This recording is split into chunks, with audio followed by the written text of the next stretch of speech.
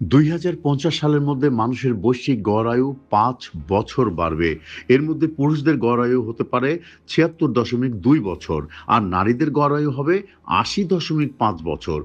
বর্তমানে যেসব দেশে মানুষের গড় আয়ু কম, সেখানেই সবচেয়ে বেশি বাড়বে আয়ু।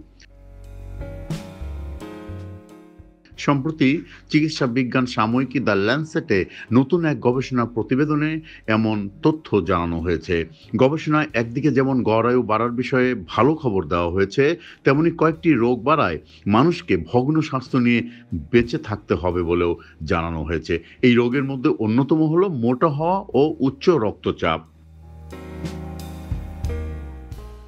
গবেষণাপত্রে বলা হয়েছে, জলবায়ু পরিবর্তন সহ বিভিন্ন কারণে বর্তমান জীবনধারার সঙ্গে ভবিষ্যতের জীবনযাপনের অনেকটাই পরিবর্তন হবে।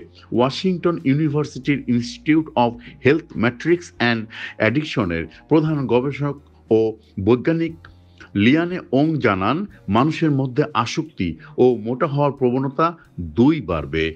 গবেষক দলের মতে বিশ্বজুড়েই মানুষের আয়ু বাড়বে। পুরুষদের গড় আয়ু ৭১.১ থেকে ৭৬.২ হবে ও নারীদের গড় আয়ু ৭৬.২ থেকে ৮০.৫ হবে।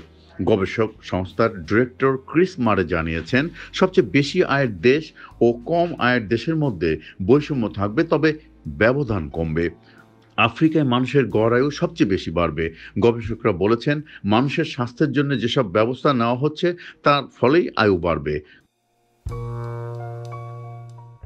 কোভিড-19, সংক্রামক রোগ, মাতৃত্বকালীন রোগ, বাচ্চাদের রোগ, অপুষ্টিজনিত সমস্যা এগুলো কাটানোর জন্যে নেয়া উদ্যোগের ফলে আগামী ৩ দশকে মানুষের গড় আয়ু বেড়ে যাবে।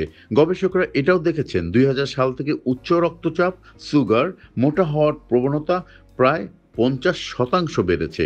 বায়ুদূষণ, ধূমপানের প্রভাব মানুষের স্বাস্থ্যের উপর পড়ছে।